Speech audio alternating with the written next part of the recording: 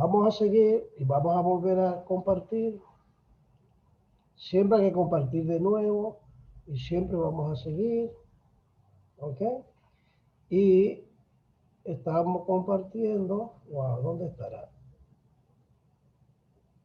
Aquí.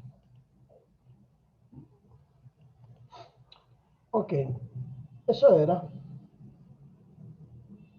No, eso no era.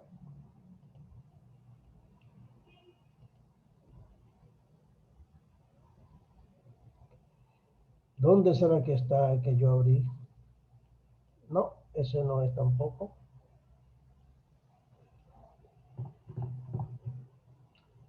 Un momentito.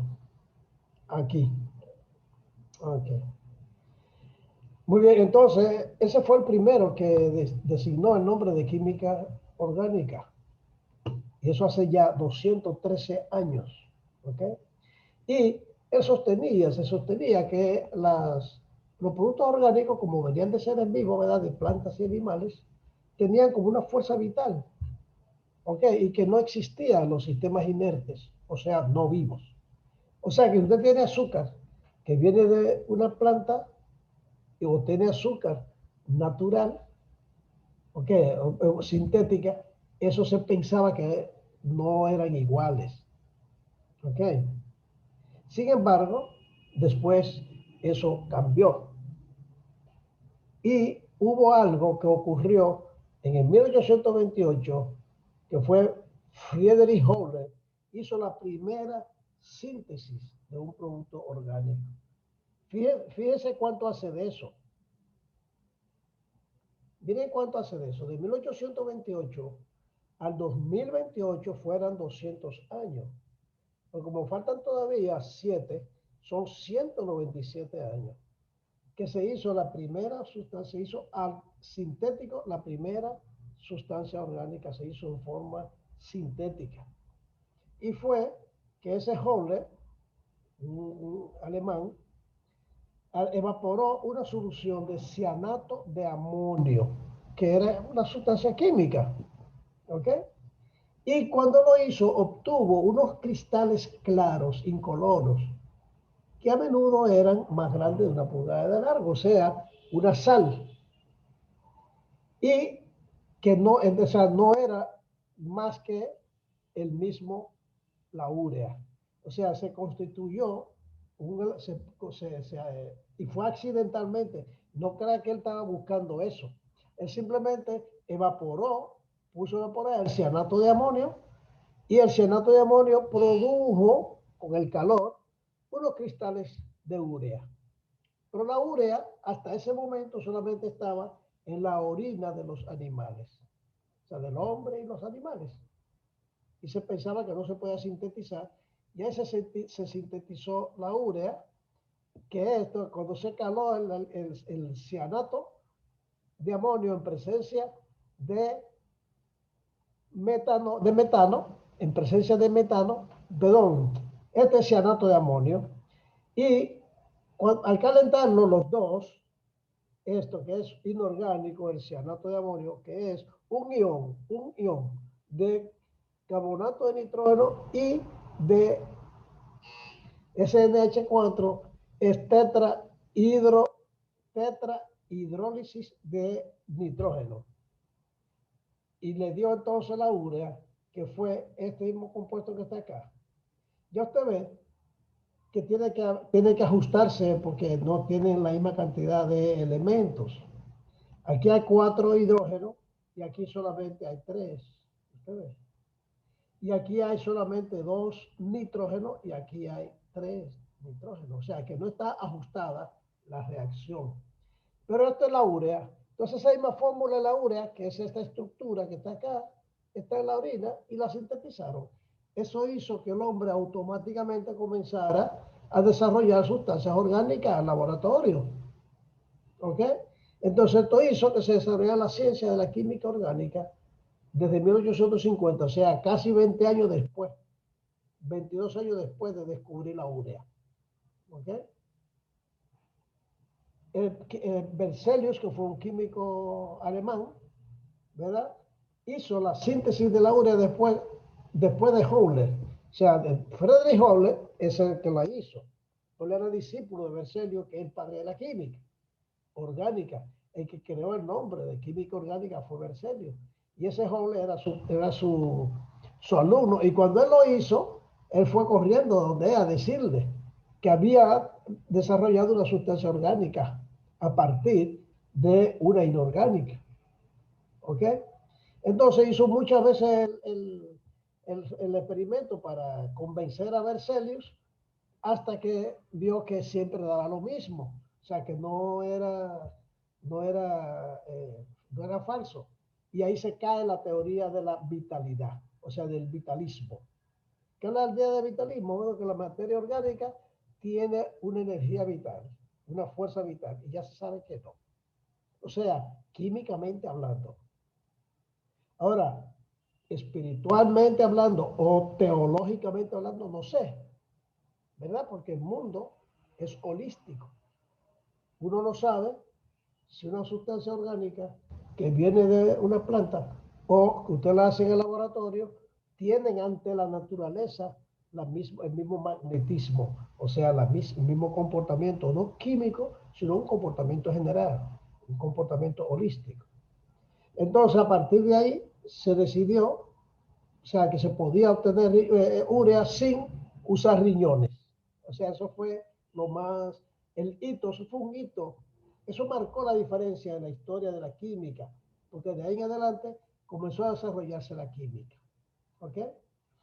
Entonces hay un concepto de isomería que ahí no lo vamos a ver muy bien, pero lo vamos a ver bien aquí. ¿Ok? Vamos a verlo un poco mejor aquí, en este.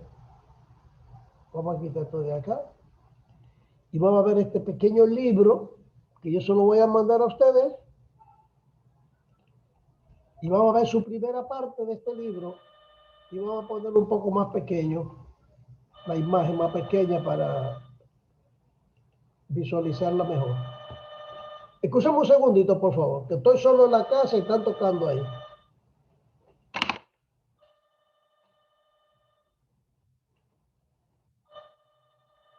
¿Aló? Hola. Dígame, dígame. ¿Usted viene para acá?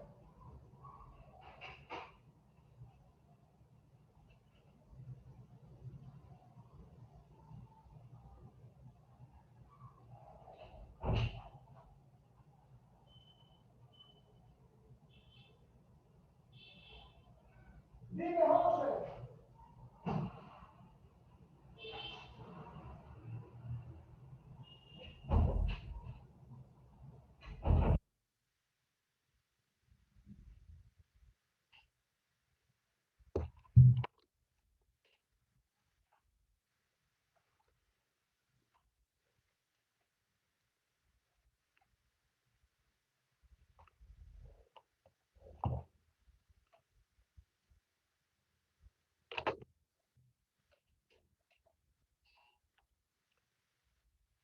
Ok, ustedes ven entonces, de esto vamos a ver nada más algo en la introducción, que pues, este es un libro interesante, completo de la materia, aunque están todos lo que nosotros vamos a ver, pero yo le voy a mandar, aparte de ese libro, de cada tema le voy a mandar un documento cuando se lo asigne por grupo, ¿ok?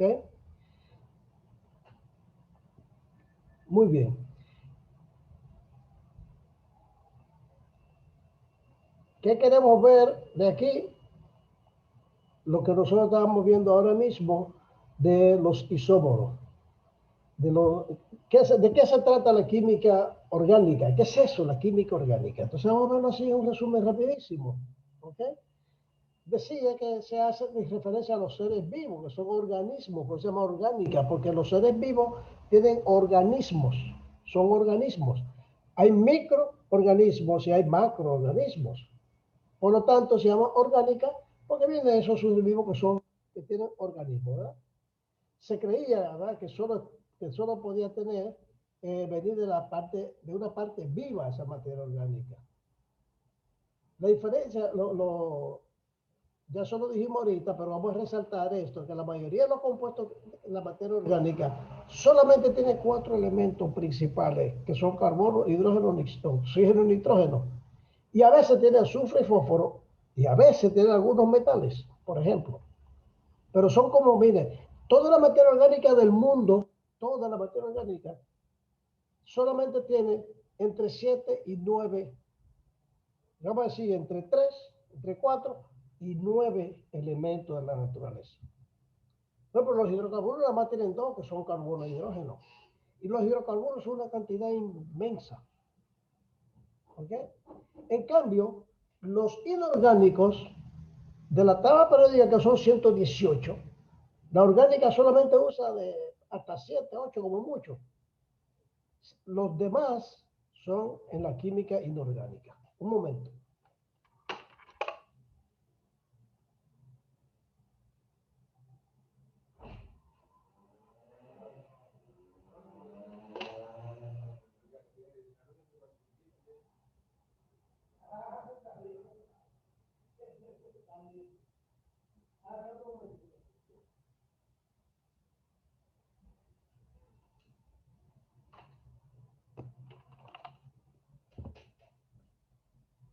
Amigos, miren, me van a esperar un momentito, que tengo que despachar un señor. ¿Ok? Por favor. Es que yo estoy solo en la casa y ese señor se va, que trabaja aquí. Yo soy el administrador del condominio, no está la señora, entonces le tengo que pagar. Me van a esperar un par de minutos. ¿Ok? Tranquilo.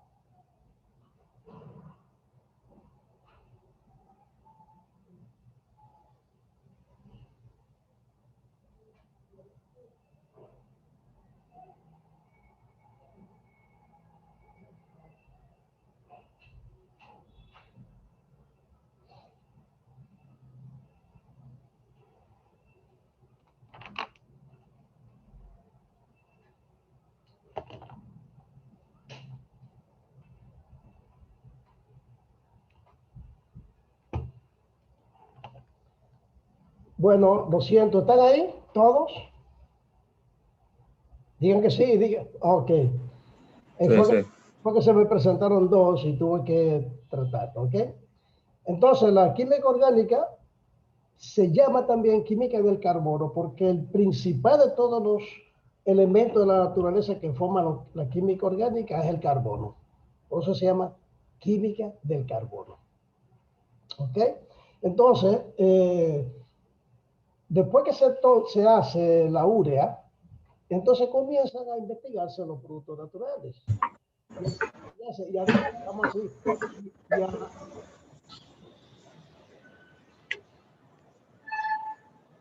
tiene que ser el micrófono, por favor. Ok. Entonces, cuando comienza a aislarse los productos orgánicos, comienza a sintetizarse. Entonces, viene la síntesis de los productos orgánicos, que es unir pequeñas moléculas. Cierre el micrófono, por favor. Cierre el micrófono, por favor.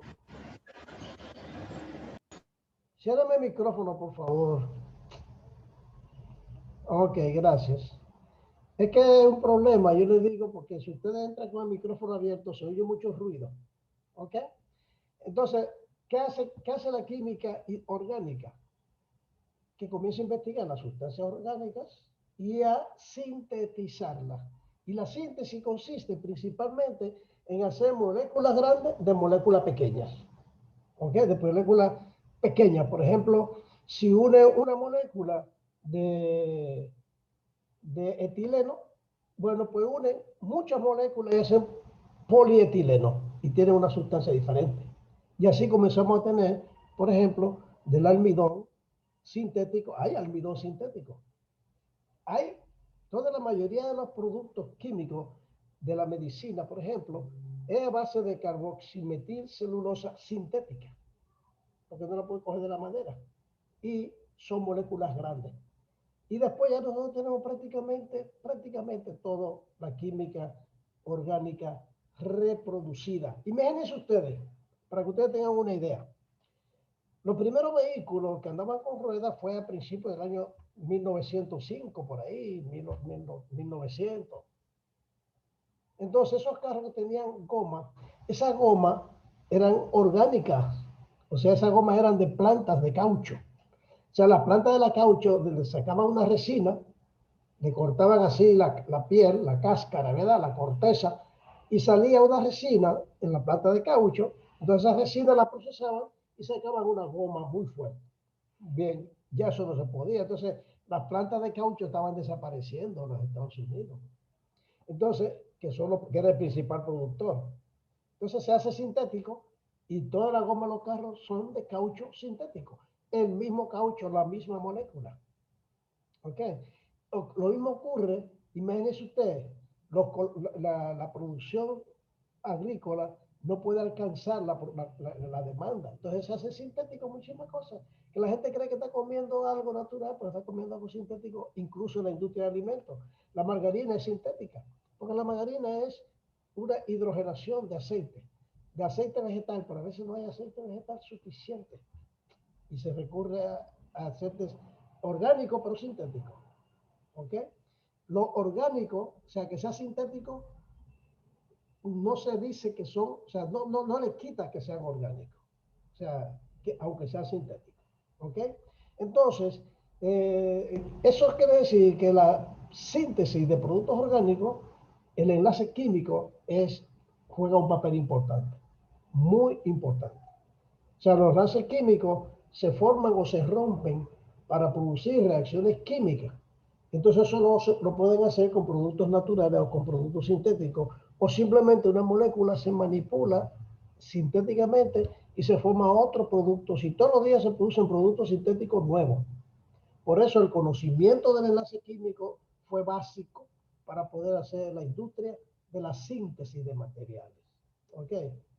¿Y por qué se sintetiza? Bueno, porque yo le dije ahorita, por lo que yo le acabo de decir. Se sintetiza porque los productos naturales no alcanzan para suplir la necesidad. ¿Ok? Además, se pensaba que lo sintético se podía interpretar más como artificial o antinatural, como ocurrió al principio. porque esos productos naturales sintéticos son idénticos a los obtenidos de forma natural, idénticos. Ahora, si tiene alguna magia que venga de una planta o que venga de un laboratorio, alguna magia, eso todavía no se ha podido demostrar. ¿Ok? Otra razón por la que se sintetizan es para producir nuevas propiedades. Por ejemplo, para la goma de carro que se hacía con caucho natural, tenían un límite de uso. Tenían un límite de uso muy lento porque se gastaban muy rápido. Bueno, las sintéticas lograron hacerlo mucho más resistente. O sea, cuando se manipula sintéticamente, eso logran tener propiedades que son muy por encima de las naturales. Por ejemplo, hay una fibra sintética que es el nylon, ¿verdad? Y también el orlón, que son fábricas sintéticas para producir, que se sustituyen a fibras naturales como la seda.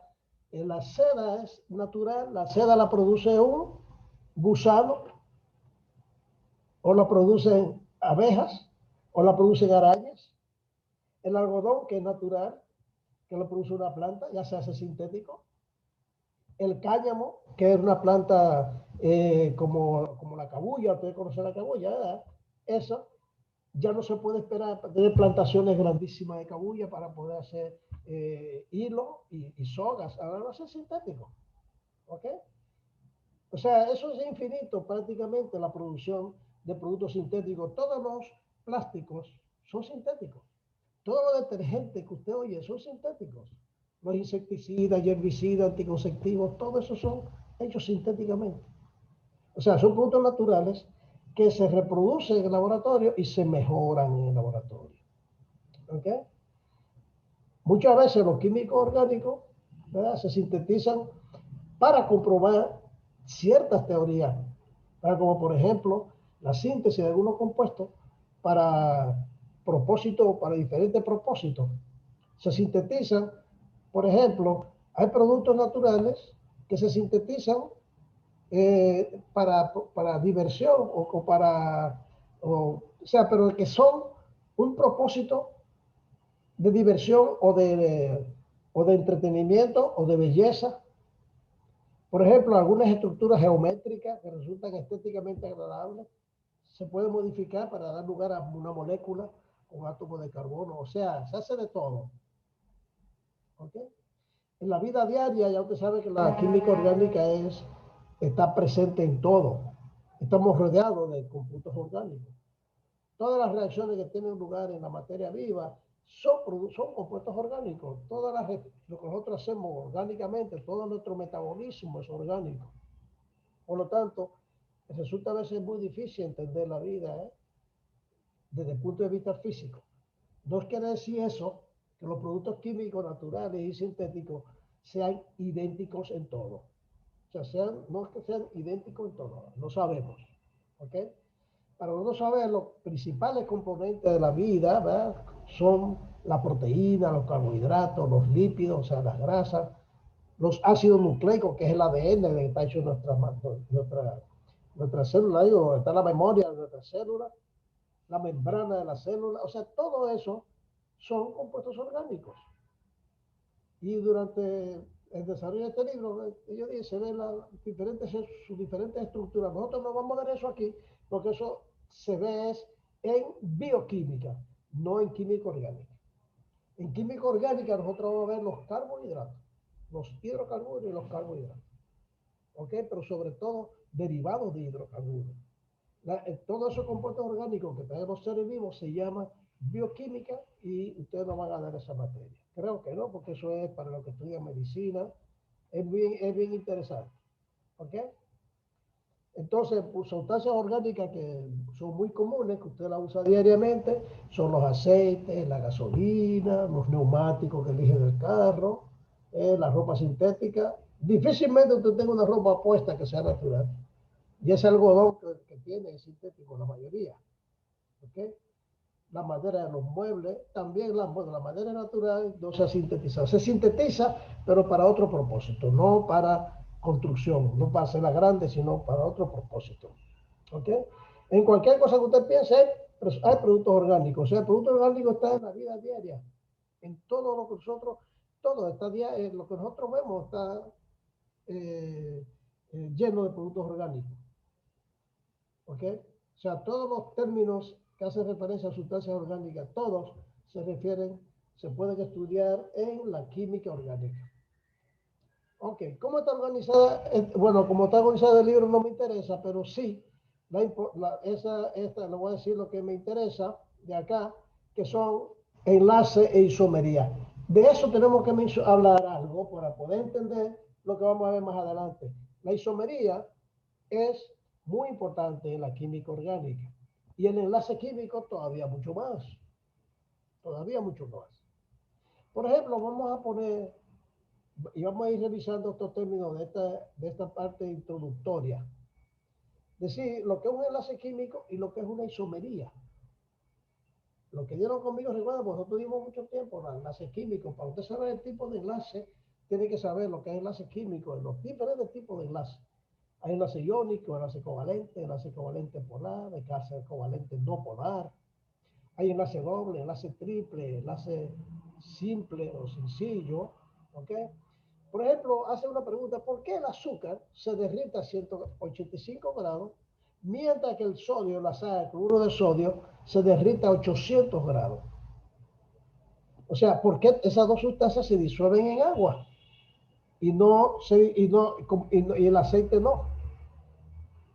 ¿Ok?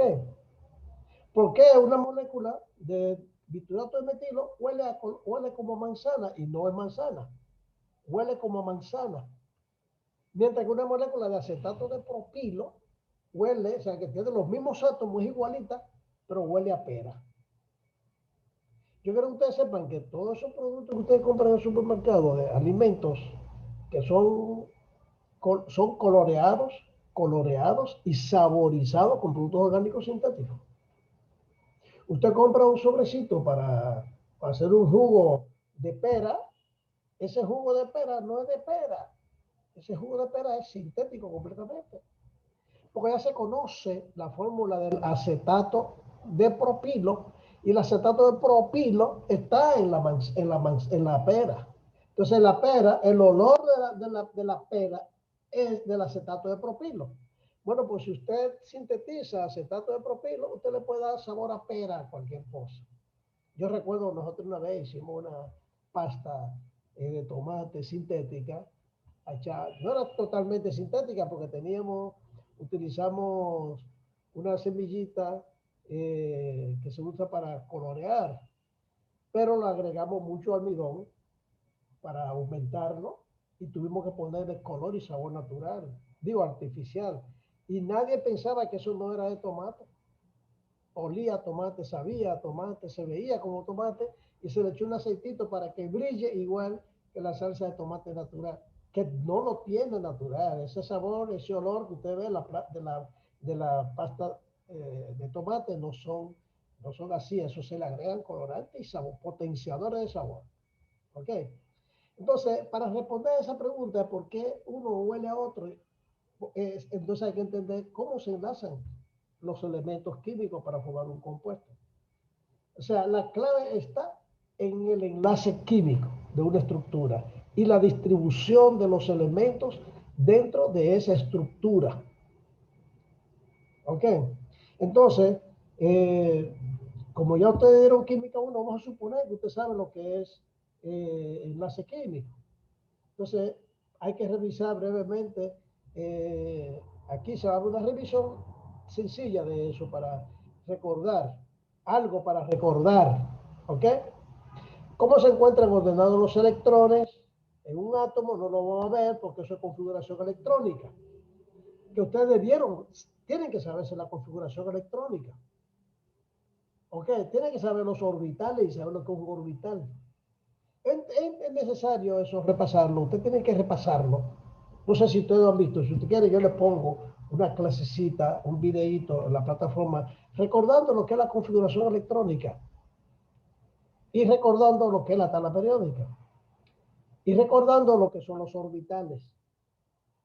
¿Ok? Porque un orbital está formado por dos electrones y los orbitales son donde giran los electrones y un orbital no es una órbita, es un orbital. La diferencia fundamental entre un orbital y una órbita es que la órbita gira siempre donde mismo y hace como una circunferencia donde mismo. Un orbital no. Un orbital no es una órbita.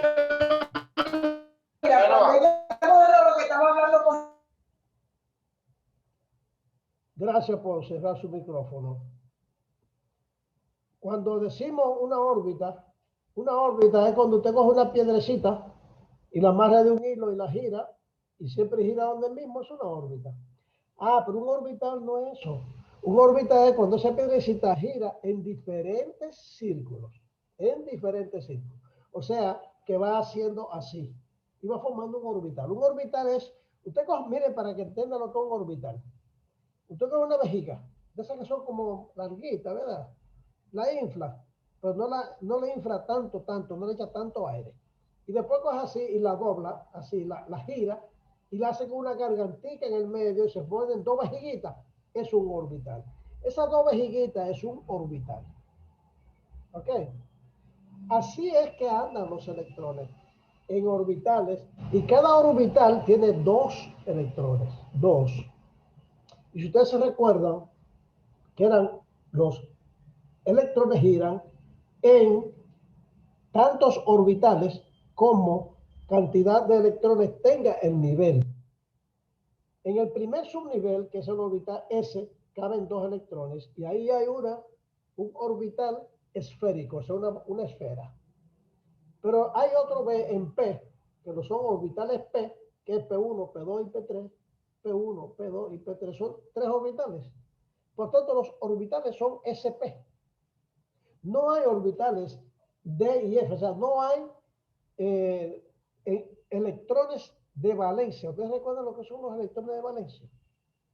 Los electrones de valencia son los electrones que están más afuera de un átomo. Y ustedes tienen que entender lo que son los electrones de valencia. Si se recuerda la configuración electrónica, los electrones de valencia son los electrones que quedan más afuera del átomo. Y si quedan más afuera, siempre van a quedar en los niveles S y P.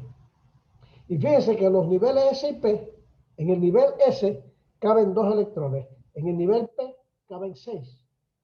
Por tanto, en el nivel S hay un orbital y en el nivel P hay 3 orbitales. Eso es importante, porque vamos a ver ahorita el carbono, que el carbono tiene 6 electrones. Por lo tanto, tiene 2 en el orbital P y tiene 1, o sea, 3 en los otros 3 orbitales P. En orbital P1, en el P2, en los 3 orbitales tiene un electrón. Eso significa que el carbono es el que tiene más capacidad para enlazarse con los demás elementos de la naturaleza. Y todos los enlaces del carbono, todos los enlaces del carbono son enlaces covalentes. No sé si ustedes recuerdan eso, pero eso lo tengo que decir, porque eso es lo que nosotros vamos a ver. Esta es la química del carbono. ¿Ok? Entonces, cuando decimos los orbitales sp, es que solamente están los orbitales, no son los orbitales de valencia, son los orbitales donde están los electrones de valencia, son los orbitales donde están los electrones que van a ser intercambiados con otro átomo para formar un compuesto. Por ejemplo, el agua es H2O. El hidrógeno tiene un electrón en el orbital S, el hidrógeno. Y el oxígeno, que tiene 8 electrones, oye cómo es, tiene 2 en el nivel S y los otros 8 lo tiene en los 3 orbitales. Pero fíjense que de los 3 orbitales nada más caben 6, entonces le sobran 2. Entonces esos 2 que sobran se los da el hidrógeno. Por eso tiene 2 de hidrógeno y un oxígeno. El hidrógeno tiene 1, el oxígeno tiene 2. Puede tener que haber 2 de hidrógeno para un oxígeno. Por eso es H2O. ¿Ok? Esa parte, yo quiero que ustedes lo lean esto para que se recuerden. Por ejemplo, aquí están los orbitales. Fíjense bien.